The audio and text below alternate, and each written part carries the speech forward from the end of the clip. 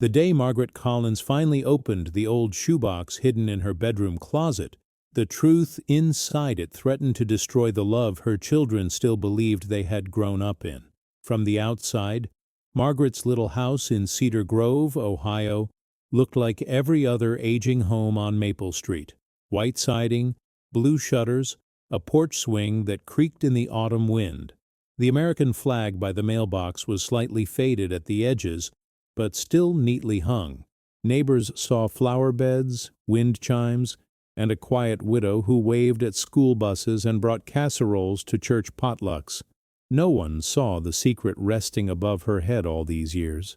The shoebox sat on the top shelf of her bedroom closet, pushed behind Christmas decorations and folded quilts that smelled faintly of cedar. Its cardboard was worn and soft, the once bright logo from an old department store now almost invisible. It had followed her through 3 moves, 2 mortgages, and 1 funeral. Her children had never asked about it, never reached for it, never wondered why their mother always stiffened when anyone came too close to that shelf. She remembered the night the shoebox first appeared, back in 1983, when the kids still slept with nightlights and the world felt noisy but safe. Jack had come home late from the factory in a jacket soaked through with rain, his hair dripping onto the kitchen linoleum. His eyes had been red in a way that had nothing to do with the weather. He carried the box like it was heavier than it looked, set it gently on their bed, and said in a voice she barely recognized, "This stays closed, Maggie, for their sake." Now it was 2024, and Margaret's hands were the ones shaking. Her fingers had grown thin, the skin soft and creased, blue veins tracing delicate paths beneath the surface. She stood in her pale pink housecoat, her slippers whispering against the hardwood floor as she crossed the room. Morning light filtered through the blinds in narrow bands, striping the carpet and her tired face. When she looked up at the closet shelf, the shoebox seemed to look right back at her. Her children thought they knew everything about her. To them she was Mom, the woman who still mailed birthday cards with stickers, who called on Sunday afternoons, who remembered everyone's coffee order. Lily was an attorney in New York now, forever half-breathless between meetings. Michael ran an auto shop in Chicago and always had grease under his nails, even on FaceTime. Ben lived all the way in Seattle, where the time difference made their calls feel like they were happening in 2 different days. They asked about her health, her church, the neighbor's dog. None of them ever asked if she was hiding anything.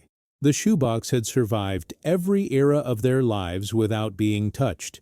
It had sat quietly while science projects were glued on the kitchen table, while prom photos were taken on the porch, while arguments rattled the walls late at night. It was there when Jack lost his job. It was there when he found another. It was there when his cough started, and when the hospital visits became more frequent. Margaret had dusted around it, carried it from shelf to shelf, always placing it just high enough that curious hands would never accidentally find it. A week earlier, in a clinic that smelled faintly of sanitizer and coffee, her cardiologist had cleared his throat and looked at her with careful eyes. "Your heart is getting weaker, Mrs. Collins," he had said gently, tapping the monitor with its small, glowing lines. "It's nothing we can't manage for now, but it would be wise to talk to your family, tie up loose ends, make sure they know what matters most to you."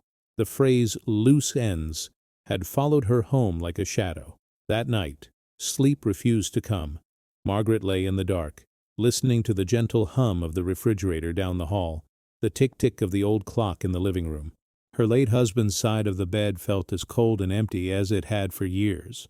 She stared at the ceiling and pictured her children walking through this house after her funeral, sorting through her things. She imagined Lily making color-coded lists, Michael trying to be funny while his voice cracked, Ben silently opening drawers he'd never seen inside before. In her mind, she watched them open the closet. She saw them pulling down quilts, laughing at old sweaters, arguing over who would take the photo albums. Then one of them, she never knew which, would stretch up just a little farther, fingers brushing the edge of the shoebox. Down it would come, light as dust and heavy as judgment. If you were in her place right now, tell me, would you leave that secret to be discovered by accident, or would you find the strength to tell the story yourself, even if it changed everything? The thought made her stomach twist. Her children believed their family story was simple. A hard-working father, a steady mother, 3 kids who turned out fine despite the usual chaos of American life. They knew about the layoffs when the factory closed, the car that broke down 3 times in one winter, the years when money never quite stretched far enough. They knew Jack had stopped going to church, and how he flinched at sirens, and how sometimes he stared at nothing for long stretches of time. But they didn't know why. They didn't know why Margaret refused to drive down a certain road on the edge of town. They didn't know why she once collected every newspaper from the doorstep and tossed them straight into the trash before the kids woke up. They didn't know why she would sometimes stop mid-laughter and look like she had just remembered something she wished she could forget. Their childhood had been real, but edited, trimmed around one night that had never been spoken of again. On this chilly October morning, she finally admitted to herself that time was no longer a patient friend. Her joints complained as she dragged the small step stool over the hardwood and set it beneath the closet. Outside, wind chased leaves down the street, brushing them up against the curb in rust-colored piles. Somewhere, a dog barked. Somewhere else, a school bus hissed to a stop. The world kept moving while she paused at the base of the step stool, hand on the closet door, heart pounding a little harder than it should. She climbed slowly, gripping the doorframe with one hand while she reached into the dim space above with the other. Her fingers passed over a box of ornaments, an old handbag, a stack of folded blankets that smelled like Christmas and dust. Then she felt it, the rough, familiar edge of the shoebox.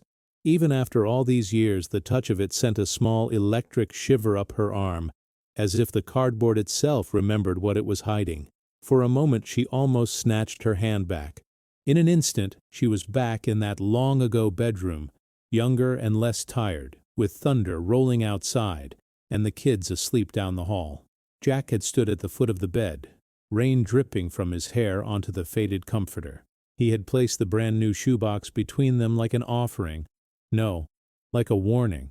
"Whatever happens," he had said, voice hoarse and breaking, "this is how we protect them." She had never been sure if he was protecting their children from the truth or protecting himself from the consequences. Carefully, she eased the box toward her, surprised, as always, by how light it felt. It should have felt heavy enough to bow the shelf, heavy enough to leave dents in the wood. Instead, it sat in her hands like something almost weightless. Her knees protested as she stepped down from the stool, clutching the shoebox to her chest as though it might shatter if she loosened her grip. She carried it to the bed and set it gently in the middle of the faded blue quilt. For a long moment, she just stared at it. The corners were crushed in places. The lid softened from years of being shifted but never removed. A thin ring of dust traced its outline, darker where fingers had occasionally brushed it. A strip of brittle yellowed tape clung stubbornly to one side from a move decades earlier. Her heart thudded so loudly she could hear it in her ears. "If I open this," she whispered, her voice dry and small, "I can't protect them from it any more."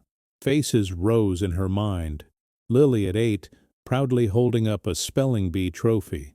Michael at 10, grinning through a chipped tooth after falling off his bike. Ben at 5, clutching a stuffed dinosaur while a storm rattled the windows.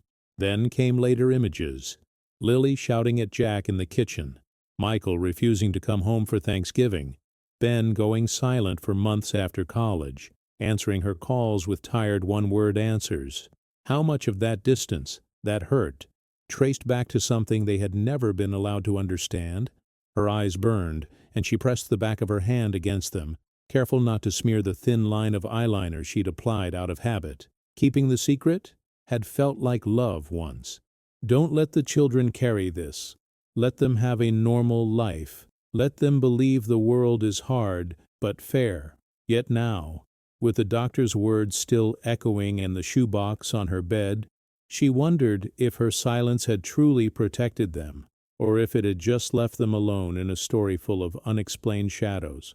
Have you ever watched someone you love hide their pain behind a smile just so you wouldn't have to feel it with them? Margaret took a slow breath and let her hand hover over the lid. Her fingers trembled so much she could see the shake in them.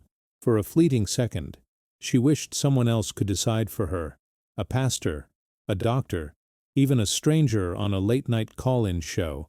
Someone who would tell her which kind of hurt was the least cruel, the hurt of a hidden truth or the hurt of a revealed one. But the house was quiet, and every decision that mattered had always come back to her. At last, with a small, resigned nod to no one at all, she slipped her nails under the edge of the lid. The cardboard scratched softly against itself as it loosened, the sound dry and unnervingly loud in the still bedroom. A faint smell rose up, old paper, dust, and something metallic and cold beneath it all. The air in the room seemed to thicken, as though the house itself were holding its breath along with her. She lifted the lid a few inches and froze, fingers locked in place. Part of her wanted to slam it shut, push the box back onto the shelf, and pretend this morning had never happened. She could still choose not to know. She could still die with the secret sealed, leaving her children with the polished version of their past she had worked so hard to maintain. Her throat tightened as she imagined their faces years from now, wondering why some things never quite made sense. Then, with a courage that felt borrowed and fragile, Margaret lifted the lid the rest of the way and set it aside. The light from the window fell directly into the box, illuminating its contents for the first time in decades. Her gaze followed the beam, slowly, reluctantly, and when she finally saw what lay carefully arranged on top, her breath caught in her chest, because it proved that someone else had known the truth all along, and had left a quiet warning right there, waiting to be found. The object resting on top of the shoebox's contents was a photograph, one Margaret had not seen in decades. The picture was slightly curled at the edges, the colors faded, but the moment it captured still pulsed with raw, unresolved emotion. It showed a young version of herself, standing beside Jack in front of the old Cedar Grove water tower. Her smile was bright, but her eyes told a different story. Wide, uneasy, watching something just beyond the frame. And Jack's hand, draped over her shoulder, wasn't gentle the way she remembered trying to insist it was. There was tension there, fear, a warning trapped in print. Margaret sat heavily on the edge of the bed, the photograph trembling slightly between her fingers. She remembered that day clearly now, more clearly than she wanted to. The sky had been hot and sticky. The kids were playing with sparklers in the yard across the street, and she'd been pregnant with Michael but barely showing. Jack had insisted they take a drive, just us, even though she had begged him to stay home. She remembered the way he sped toward the tower, knuckles white against the steering wheel, jaw clenched so tightly she could hear his teeth grind. She remembered thinking, something is wrong. Something is very wrong. Had she ignored the warning her heart tried to give her? The memory spilled into another one, this time from years later when the children were older and Jack had grown quieter, moodier, more unpredictable. They were at the kitchen table, the smell of tomato soup filling the room, when a knock sounded at the front door. Jack had frozen, mid-spoonful, his entire body rigid. "Don't answer it," he had whispered. She had hesitated, confused and frightened, but she obeyed. That night he hid the shoebox for the very first time, shoving it behind old blankets in the linen closet. She had asked him why. Jack had only said, "It's better if you don't know." The weight of the photograph in her hands felt heavier than the entire shoebox. She traced the edge of the image, her vision blurring slightly as memories continued to rise. Uninvited, unstoppable. There was the night in July when Jack came home bruised and limping, smelling of sweat and smoke. He refused to explain what had happened, only muttering that some men don't like to let things go. She had helped him wash the blood from his hands, her own hands shaking as she worked. She didn't ask questions. She was too afraid of the answers. But now, looking back, Margaret realized she had known, deep down, even if she'd never spoken it aloud. There had been whispers in town about debts, about a fight behind a bar on Route 6, about a man who vanished and was never seen again. She had tried to convince herself those rumors were about other people, other families, not hers, never hers. But the shoebox now sat open on her bed, and the shadow of truth she had outrun for decades stretched toward her like a long, cold hand. She set the photograph aside and reached into the box again, her fingers brushing against something firmer, a folded police report. The paper had yellowed, but the ink remained sharp, almost angry on the page. Her heart hammered as she unfolded it, forcing herself to read the words she had pretended didn't exist. A date, a location, a description of an altercation behind a bar. A witness statement that did not mention Jack by name, but described someone who looked uncomfortably like him. She swallowed hard, the taste of fear metallic on her tongue. She remembered the night officers came to the house, 2 of them, young and polite, asking if Jack had been home between 10 p.m. and midnight. She had lied, insisting he had been with her the entire evening. The officers had exchanged a look, thanked her, and left. When she turned to Jack afterward, he had whispered, "Thank you," in a voice so small it barely existed. She hadn't known whether she had protected him or condemned them both to a lifetime of secrets.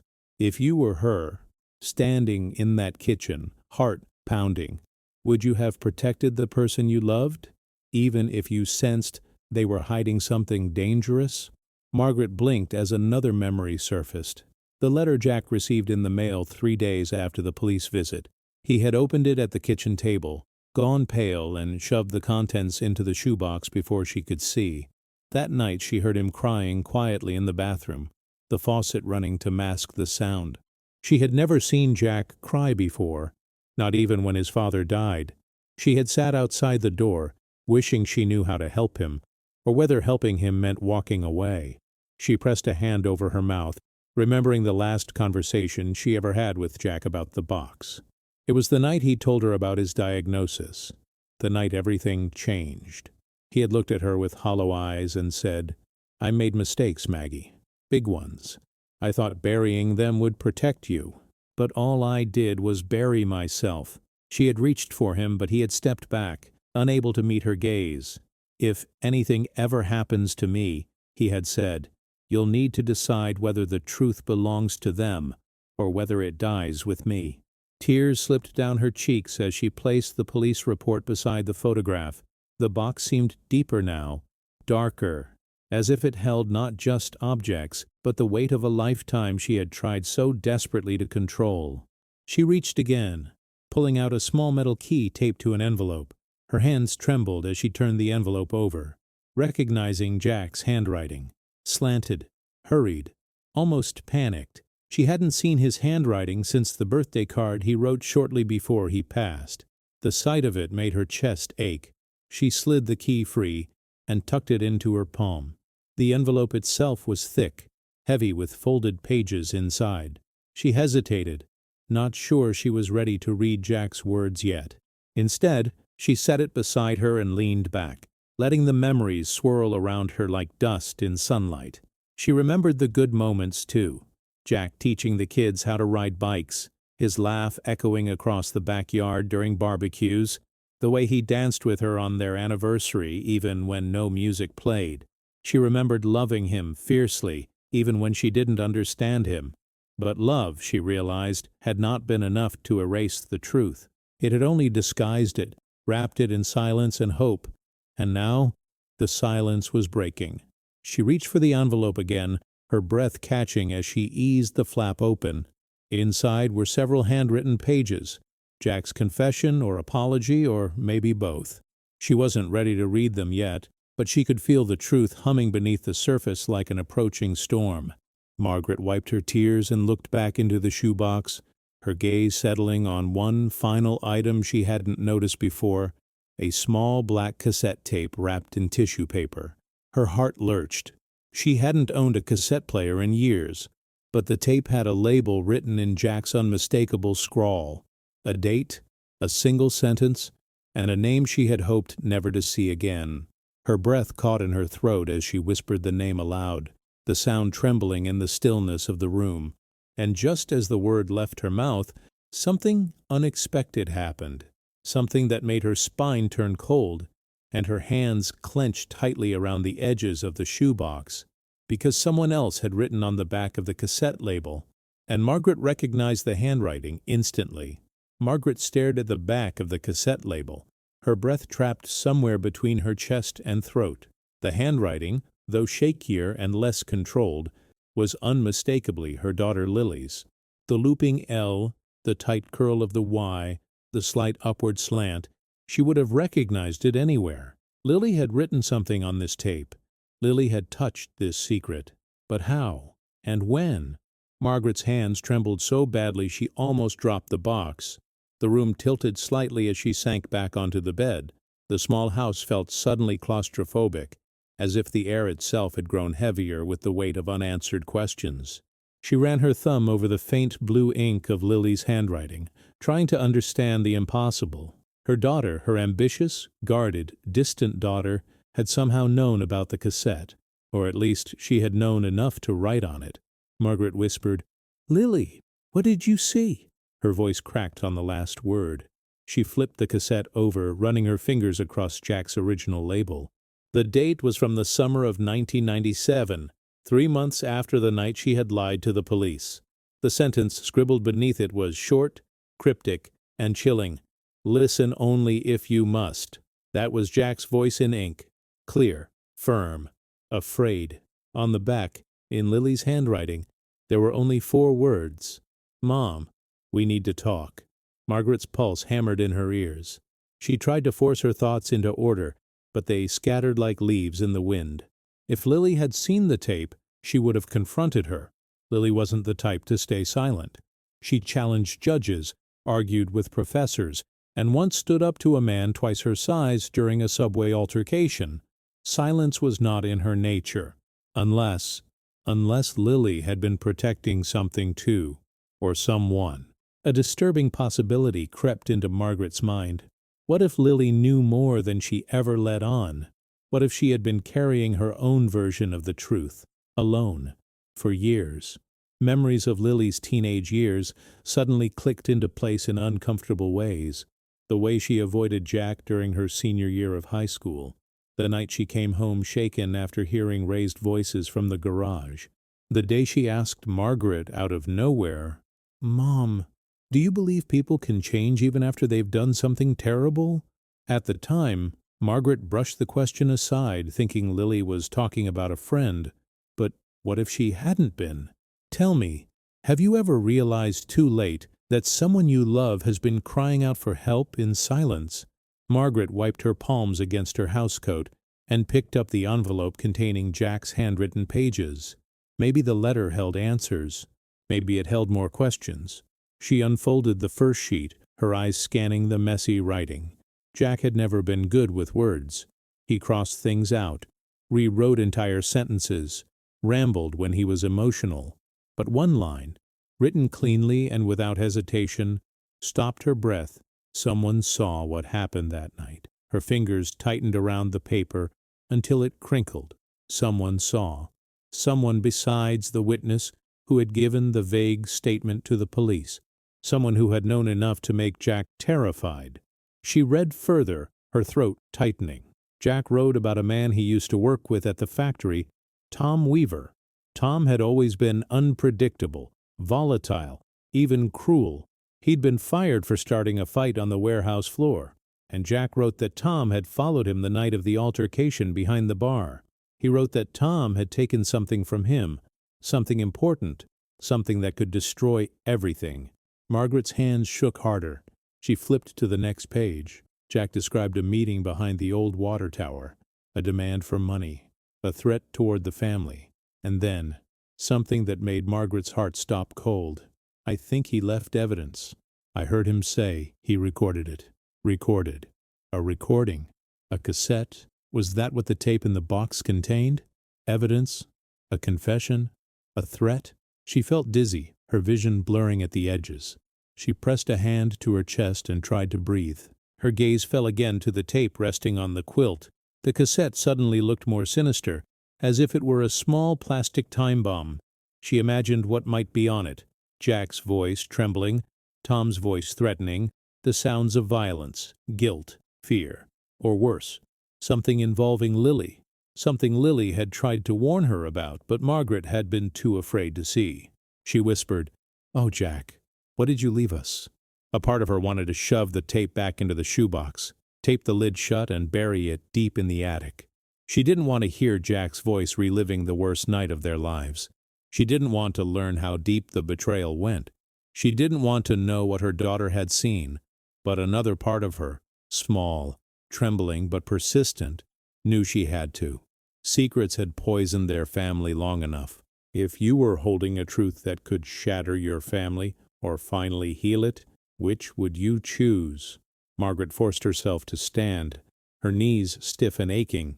She crossed the room to the old wooden dresser, pulling open the bottom drawer where she kept a small box of leftover electronics. Inside were tangled cords, a cracked calculator, a broken digital alarm clock, and, unbelievably, an old portable cassette player. Her hands shook as she lifted it out. It still had batteries inside. Whether they worked was another question. She carried the player back to the bed, setting it beside the tape. She paused, her breath uneven. The house creaked, a soft groan of settling wood. Outside, wind rustled the branches. Everything felt too still, too watchful. She slid the cassette into the player with trembling fingers. For a moment she couldn't bring herself to press play. She imagined Jack's voice flooding the room, imagined hearing something she could never unhear. She imagined Lily standing in this house years ago, holding this same tape, choosing not to tell her mother why she had written those 4 haunting words. Finally, with a trembling breath, Margaret pressed the play button. The machine clicked, hummed, then crackled with static. A voice emerged, low, distorted, strained. At first she couldn't tell if it was Jack or someone else. Her pulse raced as the voice grew clearer, shaky and breathless, as if the speaker were hiding in the dark. "If you're listening, it means things went wrong." Margaret's nails dug into her palms. The voice continued, trembling. "I didn't want to drag you into this. I thought I could fix it. But he wasn't alone. And I think he knows where you live." Margaret's stomach dropped. Her breath came fast and shallow. The recording crackled again. "If anything happens, go to the place where it started. The water tower. You'll understand when you get there." The tape clicked, but not because it ended. It clicked because there was a second voice suddenly on the recording. A voice Margaret had not heard in 27 years. A voice she had prayed never to hear again. And the moment she recognized it, Margaret's blood ran cold, because the second voice spoke her name. The second voice on the tape slithered through the old cassette player like a cold draft under a locked door. Deep, raspy, unmistakably male. But what froze Margaret wasn't the sound of it. It was the way it said her name. Margaret. Slow, deliberate, as if the speaker were standing right beside her instead of captured on cheap magnetic tape from nearly 3 decades earlier. Her hands went numb, and for a moment she couldn't move, couldn't breathe, couldn't even blink. The voice continued, calm in a way that made her skin crawl. "You don't know me," it said, "but I know enough about you." Margaret's heart thudded painfully in her chest. She felt the kind of fear that bypassed logic entirely. A primitive instinct, like a deer hearing a twig snap in the woods. She recognized the voice, not from memory, but from stories whispered in the factory. Rumors Jack had tried to shield her from. Tom Weaver, the man who ruined Jack's life. The man who dragged their family into darkness. The man who vanished without warning. Tom's recorded voice grew sharper. "You think Jack can hide what he did? You think you can hide too?" The tape crackled with the sound of shifting footsteps, as if Tom had been pacing while recording. "This box won't save you. Nothing will."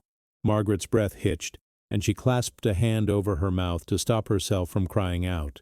The tape distorted with a burst of static, and then Tom spoke again.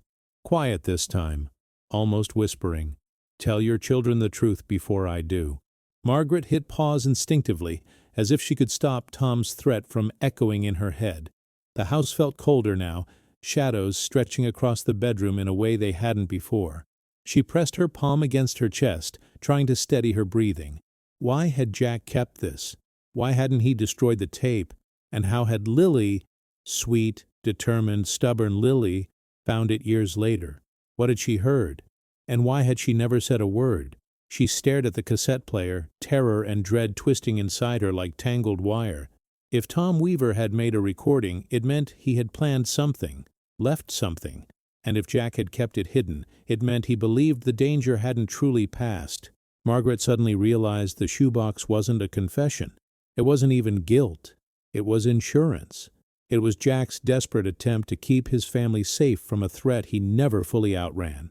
If you were holding a message from a ghost threatening your family, would you keep listening or would you run?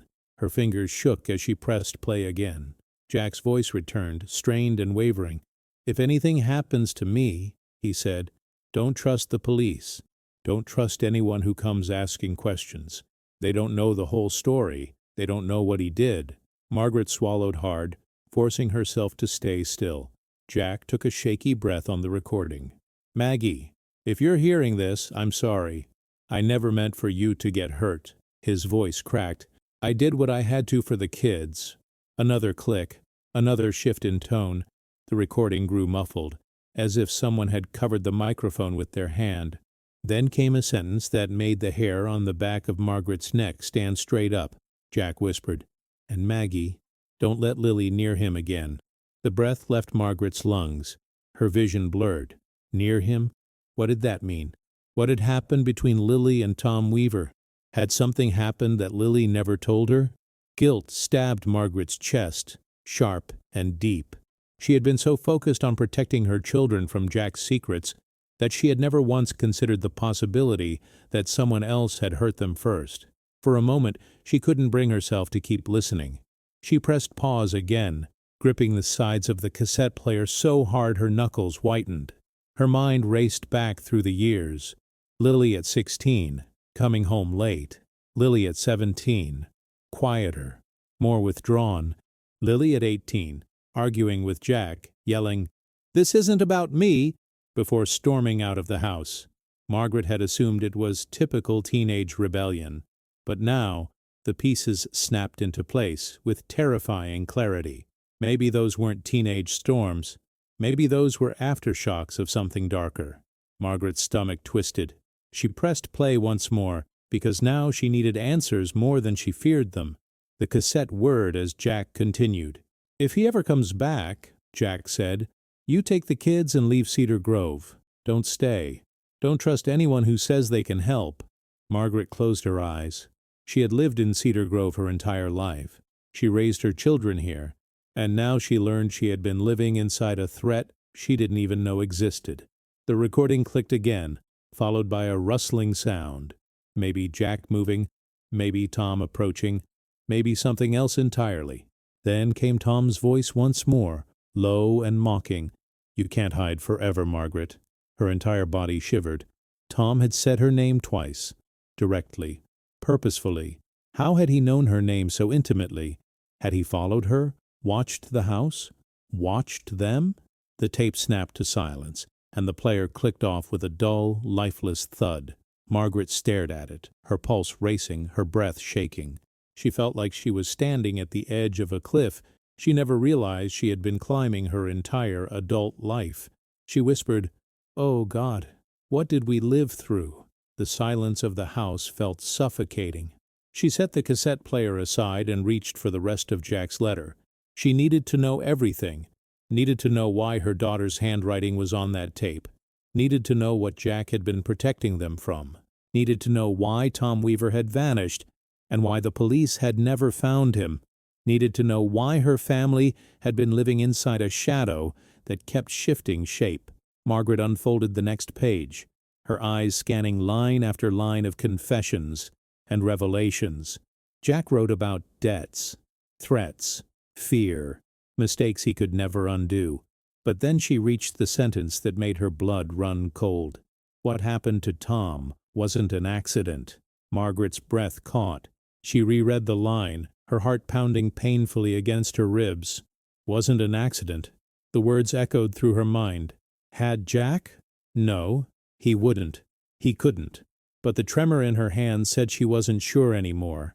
She folded the page back slowly, her stomach tightening as she realized she had finally reached a point she could no longer walk backward from. She turned to the last sheet of the letter. It was shorter than the others, written with a steadier hand, as if Jack had accepted what he needed to say. He wrote only one final instruction, one plea, one truth he had hidden deeper than all the rest. But before she could finish reading it, her phone vibrated loudly against the nightstand. The sudden noise shattered the heavy stillness of the room. Margaret jumped, nearly dropping the letter. She turned slowly toward the phone, dread coiling in her stomach.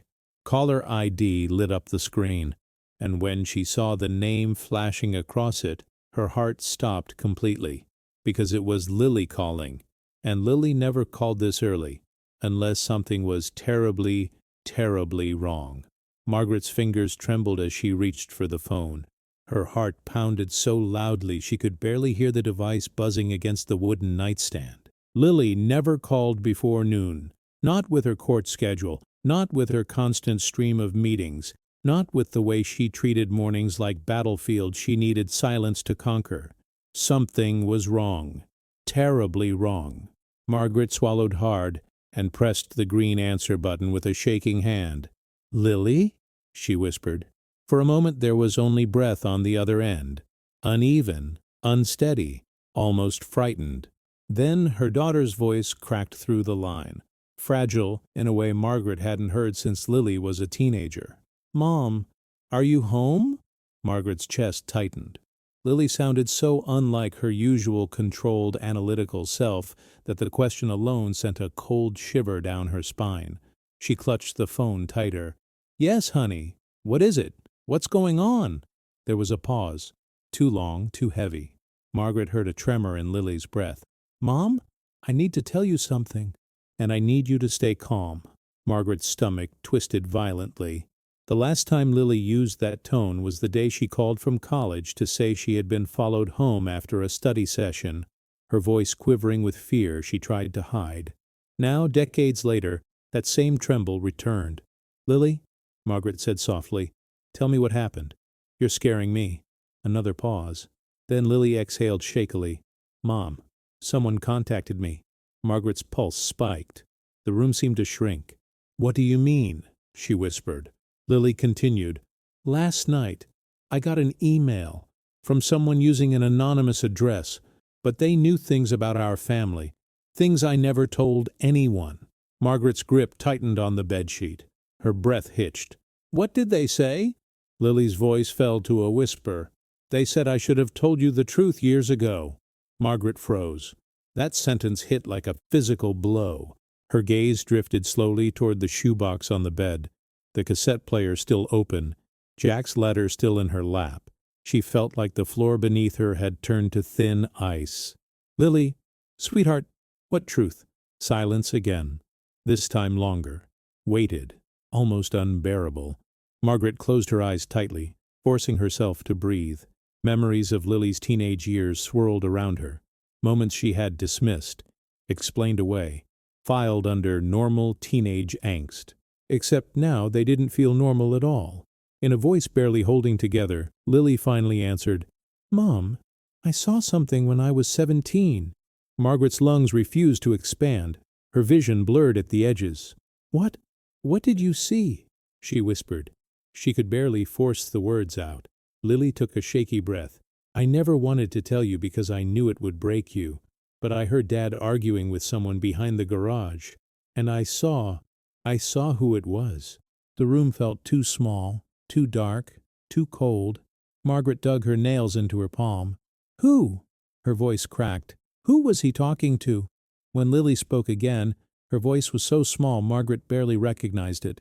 "Tom Weaver." Margaret's breath left her body in a soundless gasp. Tears sprang to her eyes. She gripped the phone so tightly her hand cramped. "Honey, you saw Tom? You saw him here?" Lily inhaled shakily. "Yes. And Mom, he wasn't just talking to Dad. He was threatening him. And then he saw me." A shiver shot down Margaret's spine. Her entire body went rigid. "He saw you?" she whispered. The idea made her stomach churn violently. "What did he do?" Lily hesitated again, her breath trembling. He told me I was smarter than my father, that I should know better than to get in the way of grown men. And then he said," her voice cracked, splintered, "he said he'd come back for us." Margaret felt a sharp physical pain in her chest. fear and guilt twisting deep. She had failed her daughter. She had been so focused on shielding her children from Jack's mistakes that she hadn't noticed a predator standing at the edge of their lives. "Lily, my baby," Margaret whispered, tears spilling freely. "Why didn't you tell me?" Lily's answer was heartbreaking in its simplicity. "Because I saw Dad crying that night, and I knew something terrible had happened. I didn't want to make it worse. I thought Dad handled it. I thought it was over." Margaret pressed her free hand to her mouth. "If you had a child who hid a trauma just to protect you, would you blame them, or would you blame yourself?" Margaret forced herself to steady her breathing. "Lily, listen to me. Did the email say anything else?" For several seconds, Lily said nothing. Then she whispered, "Yes. It said, 'The past isn't buried,' and it included an attachment. A picture." Margaret's blood ran cold. "What picture?" she asked, voice trembling. Lily swallowed audibly. "A picture of the water tower, taken last night." Margaret felt the room tilt. Her vision darkened at the edges. The water tower. The one from the photograph. The one from the letter. The one Jack said held the answers. The one Tom Weaver had used as a meeting place. Whoever sent that email knew everything. This wasn't coincidence. This was targeted, direct, deliberate. Margaret whispered, "Did you open the attachment?" Lily exhaled shakily. "I didn't have to. It was displayed in the email body. Mom, it was the same angle as the picture from the shoebox." Margaret felt the breath leave her once more. Whoever sent the message had the same photograph, or they had been there, or they had been watching. Her mind raced faster than her thoughts could form. The shoebox, the tape, Jack's letter, Tom's voice, Lily's secret, the email, the water tower. Every thread, every fear, every memory tied together into a single, terrifying possibility. Someone was resurrecting a danger they were never meant to survive in the first place. Lily's voice quivered again. "Mom." The email said one more thing. Margaret gripped the phone, her heartbeat pounding in her ears. "What?" she whispered. Lily hesitated, her voice trembling so hard the words barely formed. It said. She opened the box. Margaret's entire body turned cold, ice cold. She stared at the open shoebox on her bed, at the tape, at the letters, at the incriminating truth spilled out before her. Someone knew. Someone was watching. Someone was following the story as it unfolded, right now, in real time. "Mom," Lily whispered, "did you open it?" Margaret closed her eyes, tears slipping down her cheeks as she forced out a single shuddering word. "Yes." Lily inhaled sharply, fear breaking through her voice. "Mom, you need to leave the house, right now." But Margaret didn't move. She couldn't, because at that exact moment, from the hallway outside her bedroom, she heard the softest sound, something unmistakably human. Someone else was inside the house. For a moment Margaret couldn't move, her entire body locked with fear as the soft sound echoed from the hallway, so subtle it might have been a creak, a shift in weight, a foot brushing against wood. But it was human, deliberate, close. She clutched the phone tighter, her breath catching in her throat. "Mom? Mom? What was that?" Lily's voice crackled through the phone, laced with panic. Margaret forced her lips apart, whispering, There's someone in the house." Silence from Lily, sharp, stunned. Then her daughter's voice rose in a rush of terror. "Mom, get out of the room, now!" Margaret scanned the bedroom, door half open, shadows drifting across the hallway floor. Her legs trembled as she stood, the floorboards cold under her slippers. She didn't know how long the intruder had been inside. She didn't know who it was, but the truth pulsed through her with icy certainty. The past had not only returned, it had walked straight through her front door. She forced her weak knees to move, stepping away from the bed, the shoebox, the tape, the letter. Her hand brushed the dresser as she reached for the window. Could she climb out?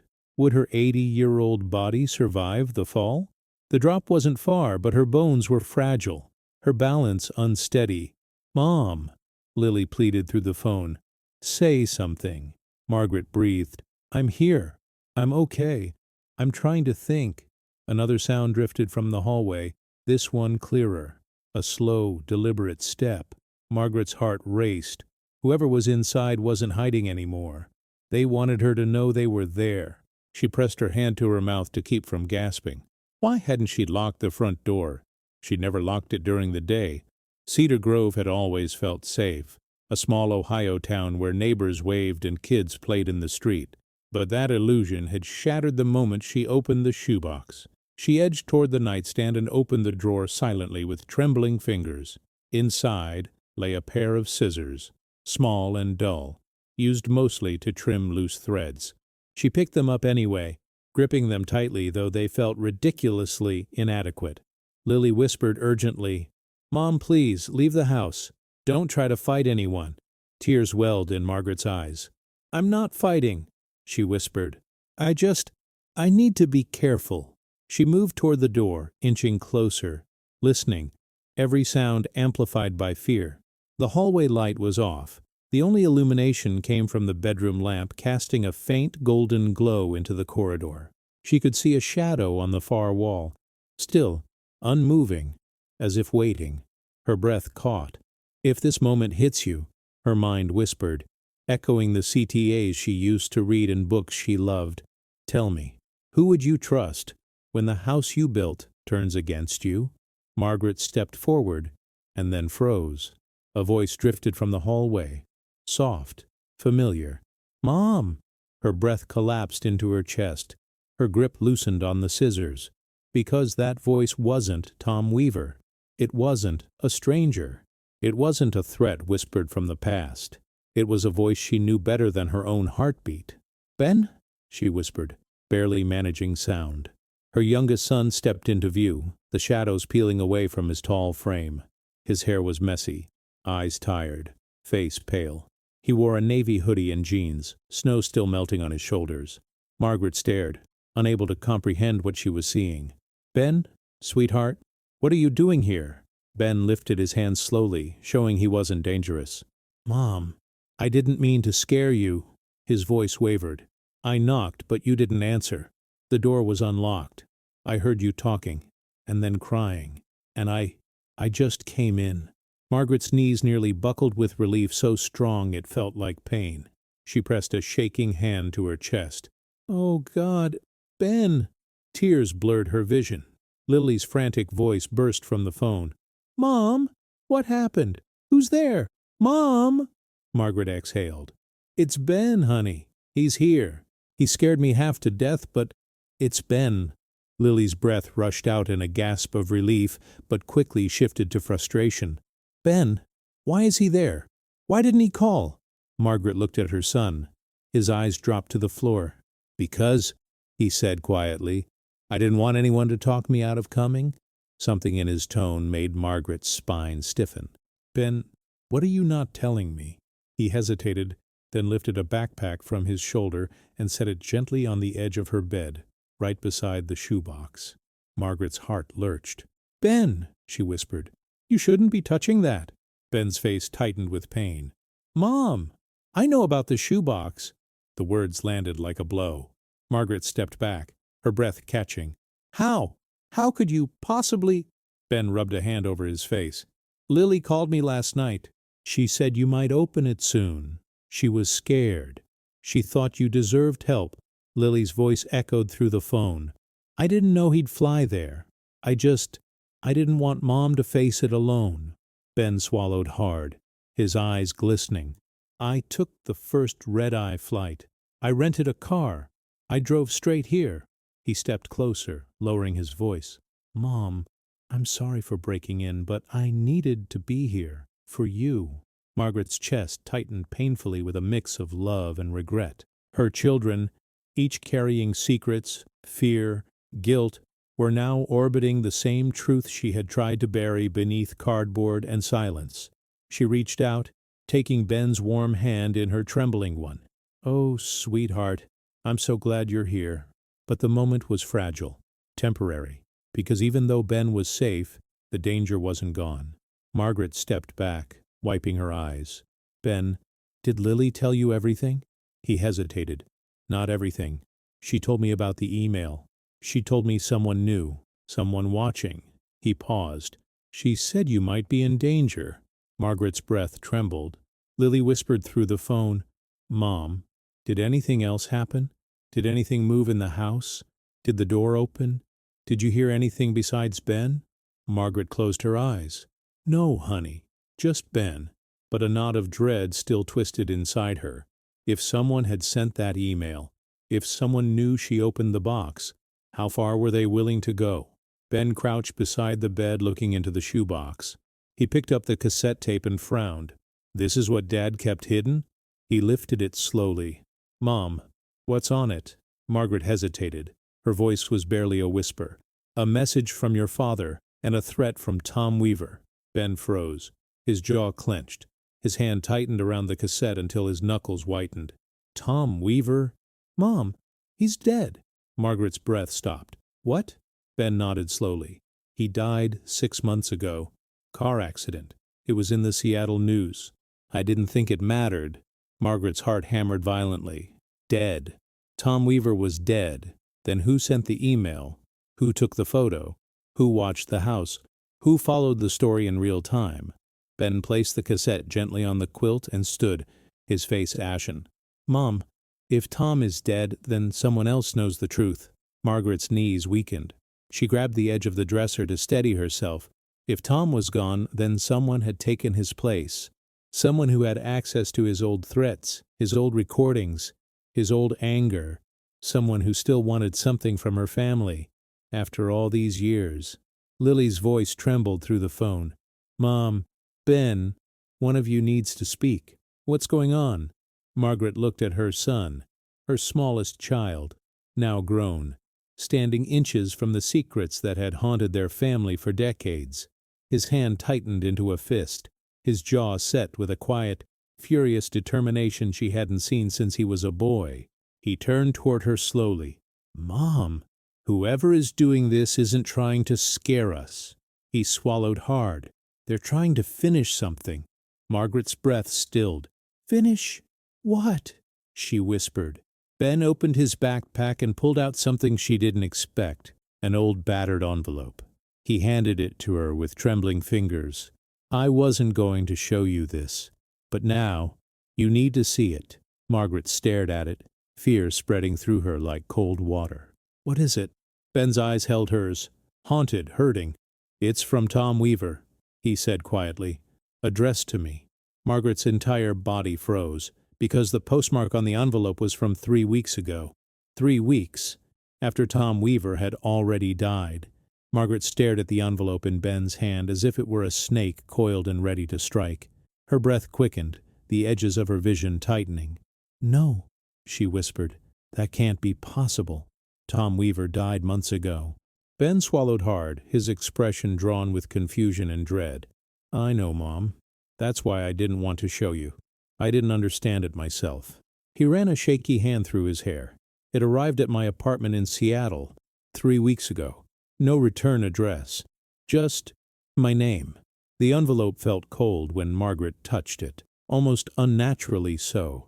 Her fingertips trembled as she slid them across the worn paper. The postmark was unmistakable.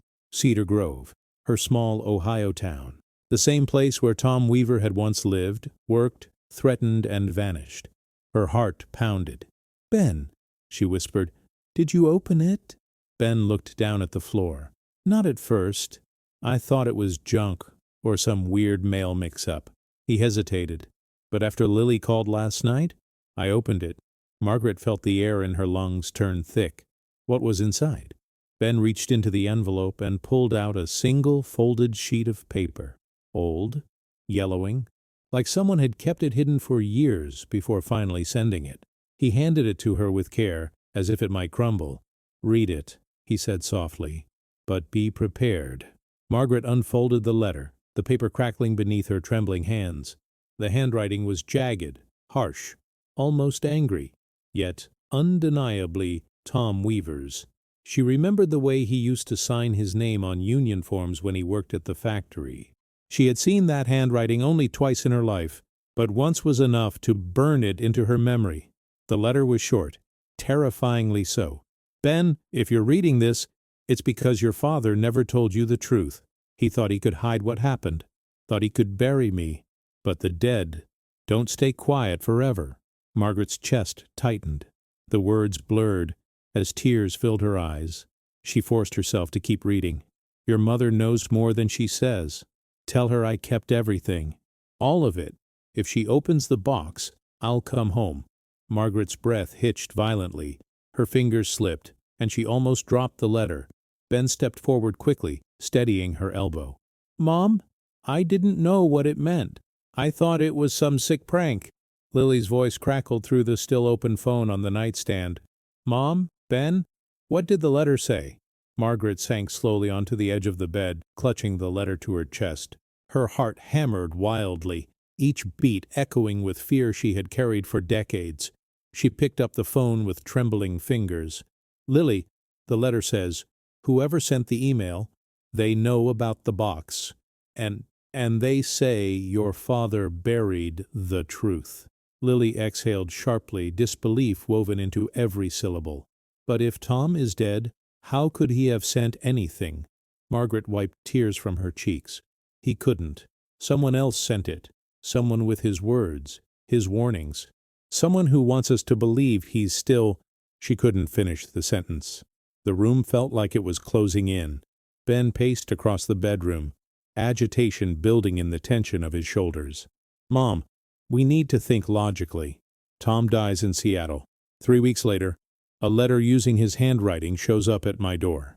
Someone sends Lily an email with a picture taken near the water tower. Someone knows you opened the shoebox today. He stopped, turning toward her. This isn't random. This is coordinated. Margaret nodded, though her stomach churned. But by who? And why now? Ben hesitated, then said something that made the blood in Margaret's veins turn cold. Mom, I don't think Tom acted alone back then. Margaret looked up slowly. What do you mean? Ben's eyes darkened with realization. Dad said in the recording that Tom wasn't alone. Mom, what if the person threatening us now isn't Tom, but the person who was with him that night? Lily's sharp inhale crackled through the phone speaker.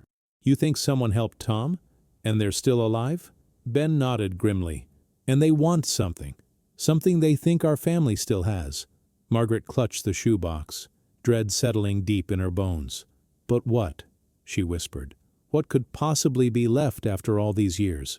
Ben gestured toward the cassette player. The recording Dad made.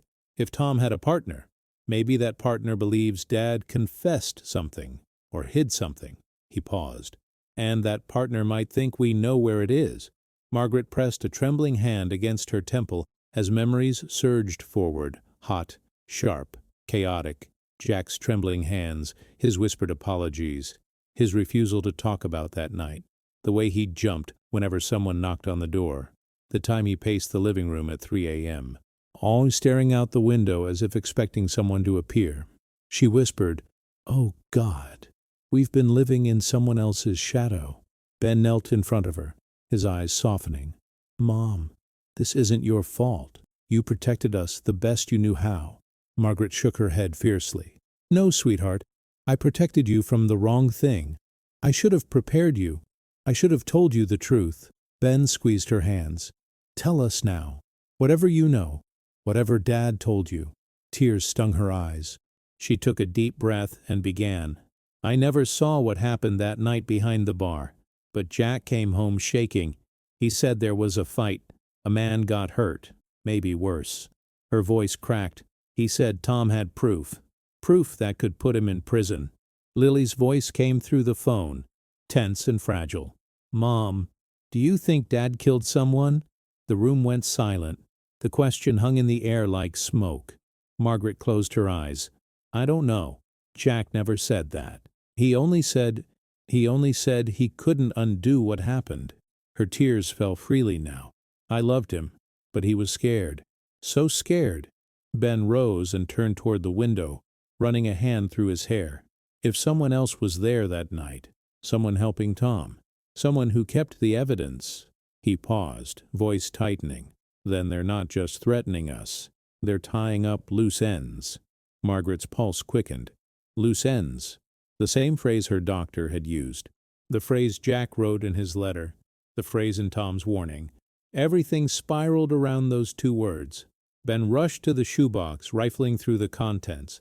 Photos, letters, receipts, the cassette tape. There has to be something missing, he said. Something someone is still looking for. Margaret's eyes drifted to the corner of the box. A false bottom. She had never noticed it before. Not in 40 years. Her breath caught. Ben, wait. She reached into the box, her fingers trembling as she pressed gently against the thin cardboard panel. It shifted, lifted, revealing a hidden compartment beneath. Inside was a second cassette tape. Black, unlabeled, unmarked, wrapped in a piece of cloth she recognized. Jack's old handkerchief. Her voice broke. Your father hid one more tape.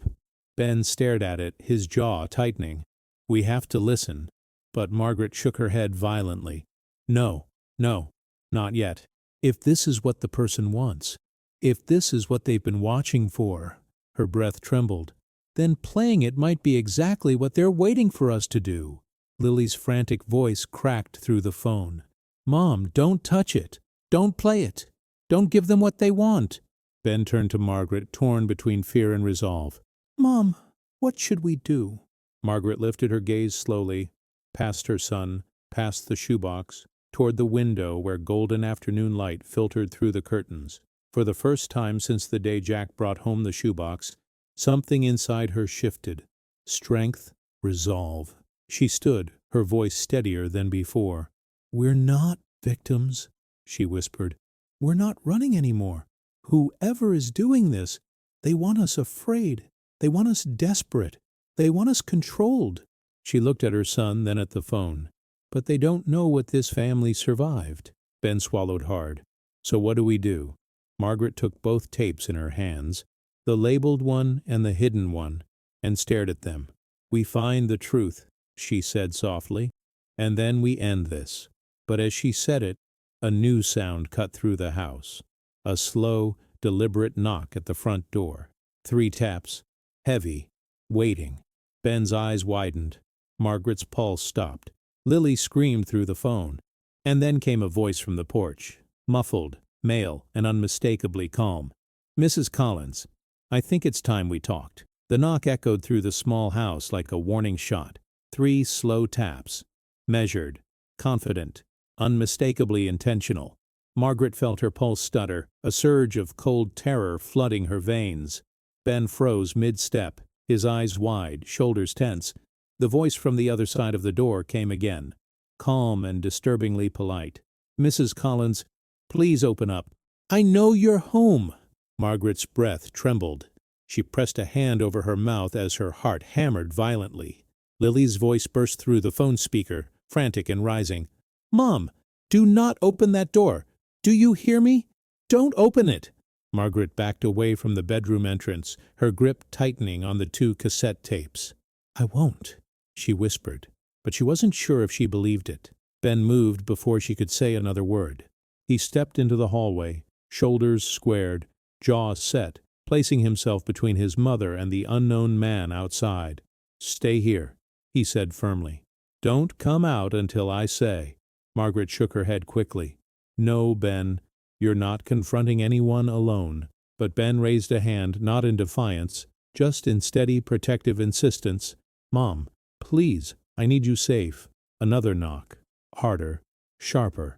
This one sent a shiver rattling down Margaret's spine. The man's voice remained unsettlingly calm. Mrs. Collins, we need to resolve something. You don't have to be afraid. I only want to talk. His tone was rehearsed, practiced, almost official, yet carrying an undercurrent of threat that made Margaret's skin prickle. Ben stepped slowly toward the living room, the wooden floor creaking beneath him. Margaret followed a few steps behind, unable to stay put despite her son's warning. Lily's voice trembled through the phone. Mom, call the police. Ben, don't be a hero. Just call 911. But neither of them reached for a phone. They were both staring toward the front door where a faint silhouette shifted behind the frosted glass. Margaret whispered, Ben, stop, please. But he didn't. He approached the door until he was only a foot away.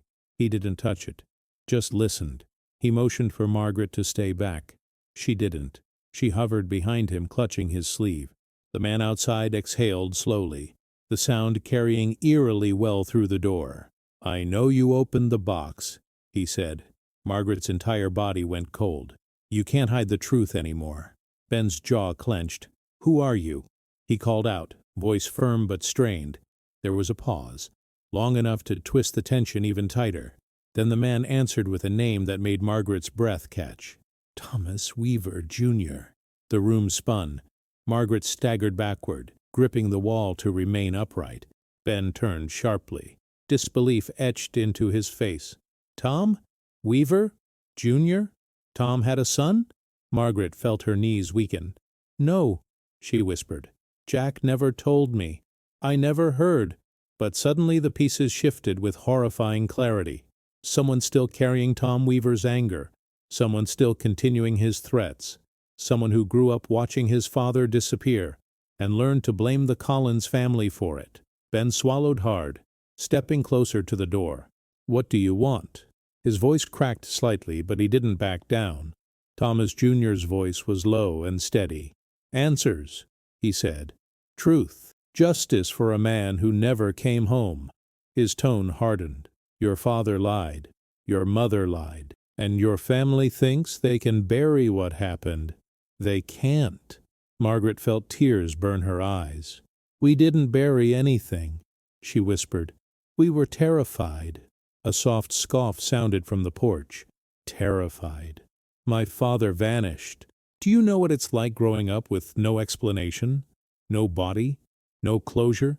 Do you know what it's like hearing rumors that he was beaten? Or worse?" Ben pressed his palm against the door, voice heavy with emotion. "Your father threatened ours. Hurt him. Hurt our family. We didn't know what happened to him." Thomas Jr. didn't respond immediately. A long breath passed. Then, "My father wasn't a good man. I know that." The admission startled Margaret. She exchanged a stunned glance with Ben. "But bad men don't deserve to disappear without answers," Thomas continued. "Someone in your family knows what happened. Someone in your family has the proof." Margaret's chest constricted painfully. The hidden tape, the letter, the photograph, the shoebox. She realized with horrifying clarity that Thomas Jr. believed they possessed the evidence of his father's fate. And maybe they did. Ben's voice dropped. "We're not opening the door." A soft chuckle came from outside. "I didn't expect you to, but I brought someone who can help. Encourage cooperation." Margaret's breath froze. "No," she whispered. "No, please." Thomas Jr. raised his voice slightly. "You can come up now." Footsteps approached. Slow, dragging, heavy. Then another voice. Female, trembling, terrified. "Ben?" Margaret's world collapsed. "Lily." Ben lunged toward the door. "Lily!" Margaret screamed. "Lily! No!" Thomas Jr. spoke calmly, almost gently. "She flew here early this morning. I caught her before she reached the house." Margaret's blood turned to ice. Lily was outside, with him, held hostage. Her daughter, the child she had sworn to protect with silence, with sacrifice, with lies, was now in the hands of a man driven by vengeance he believed was justice. Lily's voice cracked again. "Mom, Ben, don't open the door." Ben grabbed the doorknob. "Lily!" Margaret clutched his arm. "Ben, stop! Think!" Thomas Jr.'s voice sharpened. "Open the door and no one gets hurt." Margaret's breath broke in half. Ben's hand trembled on the knob. Lily sobbed on the porch. And Margaret, not Jack, not the past, not the shoebox. Margaret was now the only person who could stop this moment from destroying her family forever. She stepped forward, voice shaking but steady. "Thomas, listen to me." Silence. Then, "I'm listening." Margaret pressed her palm against the door, tears running down her cheeks. "Your father left something behind. Something dangerous. Something people died for. We have it." Ben's eyes widened in shock. "Mom," Margaret continued, "but you're wrong about why we kept it." Thomas's voice lowered. "And why did you?" Margaret drew a trembling breath, closing her eyes. To protect our children. And yours.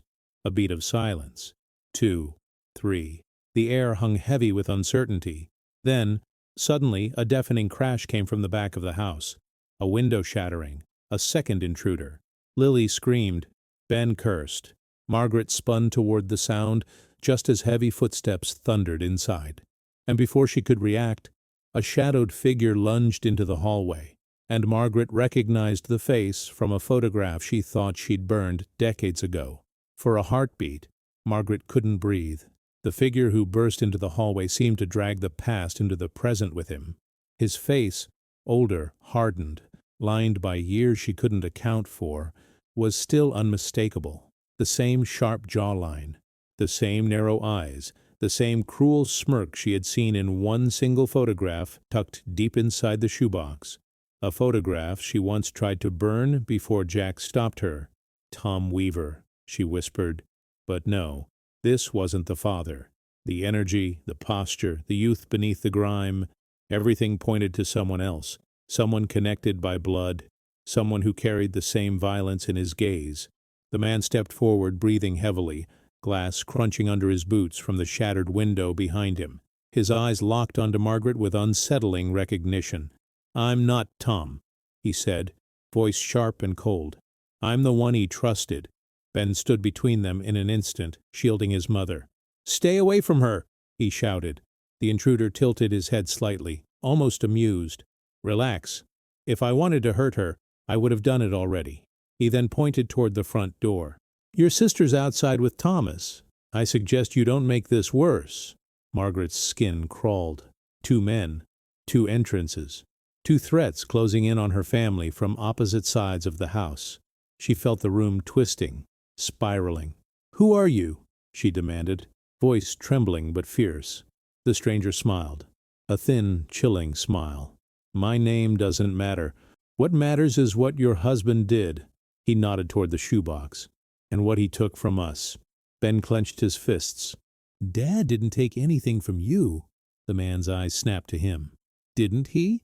His smirk faded, replaced by a cold fury. "My father disappeared. Yours lived. That's all the proof I need." Margaret felt her knees weaken. "Your father? Are you Tom's son, too?" The intruder paused, then gave a slow, sinister nod. "We both are. 2 sons. 2 men raised in the shadow of Tom Weaver. 2 men determined to finish what their father started, or avenge what they believed had been stolen from them." Margaret pressed a hand to her chest, fighting for steady breath.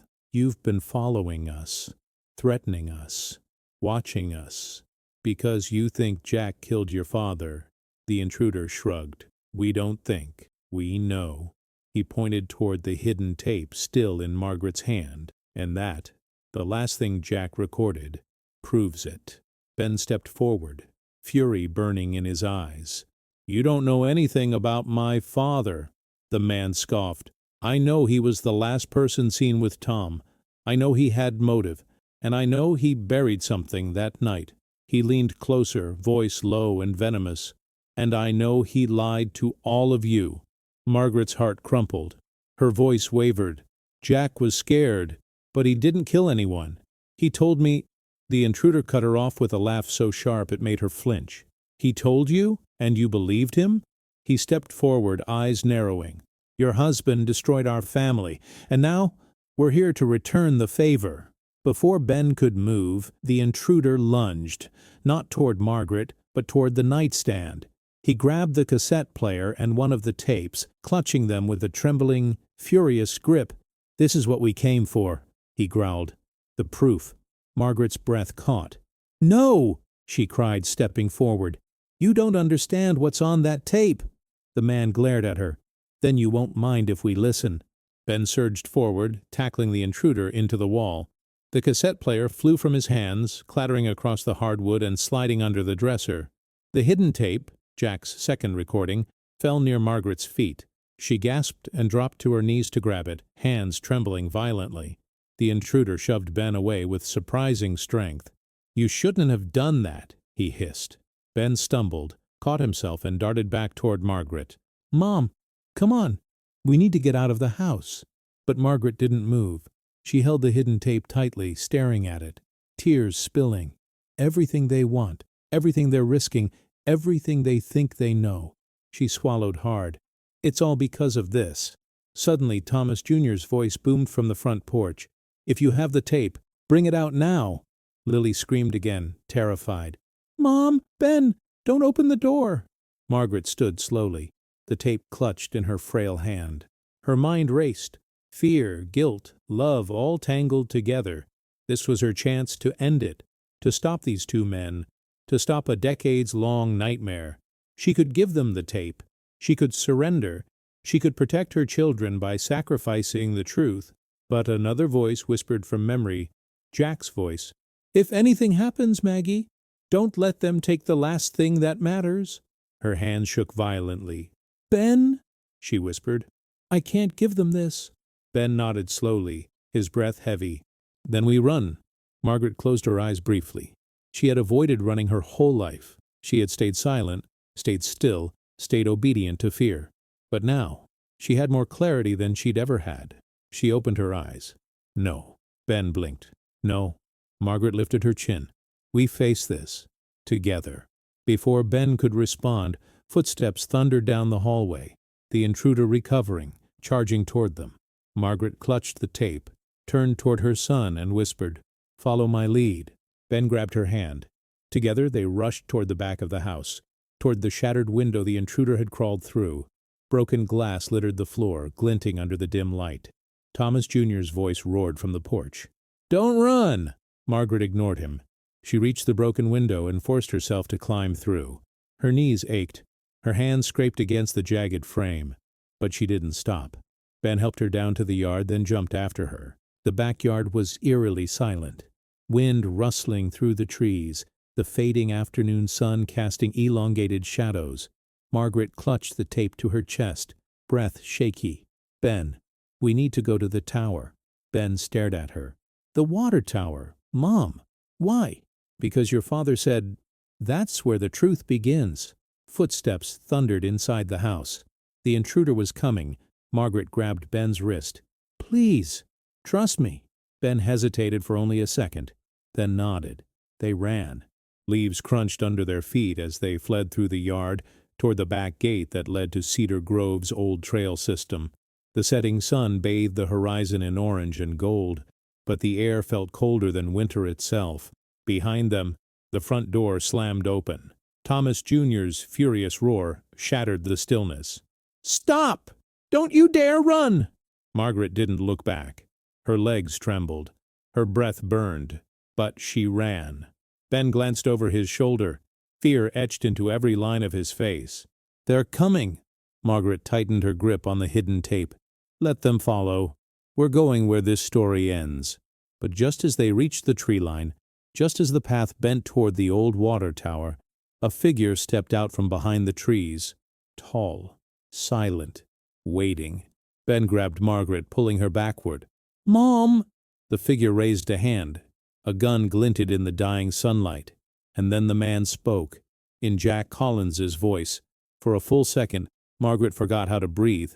The man blocking the trail, half hidden by shadows and the dying sunlight, was not Jack Collins. She knew that. Her mind knew that. Her heart knew that. Jack had died in a hospital bed 15 years earlier, whispering apologies she still didn't fully understand. But the voice, deep, familiar, broken in the same exact way, belonged to her husband, and it called her name the way only he ever had. "Maggie, stop running." Ben tightened his grip on her arm and pulled her behind him, shielding her as the stranger stepped forward. The gun lowered slightly, though not enough to offer comfort. Margaret swallowed hard, forcing herself to look again. Now that he moved into the light, the truth emerged with painful clarity. He wasn't Jack, but he bore Jack's voice, Jack's tired eyes, Jack's way of holding his shoulders like he carried a weight too heavy for one man. And then she understood. This was Tom Weaver's younger brother, the man she had seen once, decades earlier, at a factory barbecue. The resemblance she dismissed as coincidence, but the voice, the brother sounded almost identical. The man sighed, lowering the gun fully now. I didn't want this, he said quietly. But my nephews, they're angry boys. They grew up on stories nobody ever corrected. I tried to stop them. He rubbed a hand over his tired face. But I failed.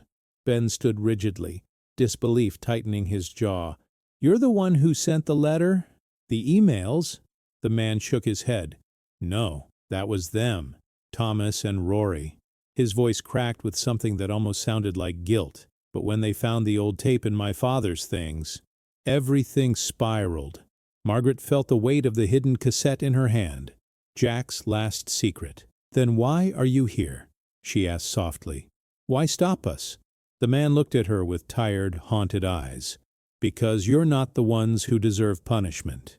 He took a shaky breath. And neither was your husband. The words hit her like a physical blow. For so many years, Margaret had lived suspended between love and doubt, between grief and unanswered questions. Now, for the first time, she felt the possibility of release. Please, she whispered, tell me the truth, all of it. He lowered the gun to his side and looked toward the distant water tower rising above the trees, the place where Jack's greatest fear had begun. Your husband didn't kill my brother, he said quietly. He tried to save him. Ben blinked. Save him? From what? The man exhaled deeply. From himself. He stepped closer, his voice raw. Tom was drunk, high, ranting about debts he couldn't pay. He attacked Jack behind that bar. Your father fought back, but he didn't land the blow that killed him. His eyes softened, full of pain. Tom hit his head on a concrete pipe when he charged. It was an accident. Margaret pressed a trembling hand to her mouth. Tears filled her eyes instantly. An accident, not murder. Not something Jack hid out of guilt, but something he hid out of fear. Ben stepped forward, breath unsteady. Then why did Dad run? Why hide everything? Because Tom's associates, the man said softly. Men he owed money to. They were watching. And when they saw Tom go down, they blamed your father. They told him they'd come for his family. Margaret felt her legs weaken. Jack was trying to protect us. The man nodded slowly. In the only way he knew. Silence fell over the small clearing. The sun dipped lower, turning the sky orange and gold. Margaret closed her eyes, letting the truth wash over her like warm rain after a storm that lasted too many years. All of Jack's fear, his sleepless nights, his trembling hands, his desperate, unfinished confessions, they weren't guilt. They were love, flawed, terrified, sacrificial love. When she spoke again, her voice was steady. What about the recording? The threats? Your father's notes? Pain darkened the man's gaze. Tom was a violent man. He blamed Jack for everything wrong in his life, even before the accident. He made threats he expected to cash in on one day. He looked toward the direction of Margaret's house. My nephews found those old threats. They grew up thinking Jack murdered their father.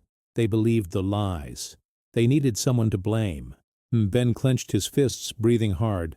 They took Lily. I know, the man said. That's why I'm here. A rustling came from behind the trees. Margaret stiffened, but this time it wasn't an attack. Lily emerged, shaken but unharmed, her hands bound but intact. Thomas Jr. walked behind her, pale, ashamed, eyes darting uncertainly between his uncle and the Collins family. The second nephew, Rory, limped behind him, clearly battered from Ben's earlier struggle. Untie them, the uncle said firmly. The boys obeyed. Lily ran to Margaret, collapsing into her arms. Margaret held her tightly, tears streaming freely. Oh, my baby, I'm so sorry. I'm so sorry you had to live with my silence, she whispered into her daughter's hair. Lily sobbed into her shoulder. Mom, I should have told you too. Ben approached Thomas Jr., anger and heartbreak mixing in his expression. You nearly ruined our family. Thomas Jr.'s voice broke. I know. He looked at the ground. We didn't know the truth. We just had pieces of Dad's rage. Margaret stepped forward, still holding Lily's hand. And now you have the truth, all of it. She extended the hidden tape, not to give it away, but to show them. Jack recorded the truth because he wanted it known someday. Not to protect himself, but to protect our children. And yours. The uncle nodded gravely. Let this end here, with all of us. For the first time in decades, the air around Margaret felt lighter. She looked at her children, Ben steady as stone, Lily trembling but safe. She looked at the man who had brought the truth rather than violence, and she looked at the nephews, angry, misguided, but no longer blinded by lies. Your father wasn't a hero, the uncle said quietly, but neither was mine. Maybe we all survived men who were broken. Margaret nodded, tears glistening. Then let us be the ones who heal what they broke. Lily squeezed her hand. Ben stood beside her. The nephews lowered their heads, and in the final rays of daylight beneath the old Cedar Grove water tower, two families stood together, no longer enemies, no longer bound by secrets, but connected by truth. Margaret lifted her face to the sky, feeling, for the first time in years, peace settling into the corners of her soul. Jack, she whispered softly, I understand now, and I forgive you. She placed the tapes into Ben's hands.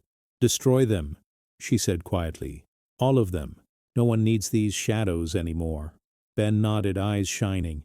As the last sliver of sun dipped behind the trees, Margaret took Lily's hand, then Ben's. Together they walked home, not away from the past, but toward the future they finally earned. No fear, no secrets, only truth, a truth that set them free.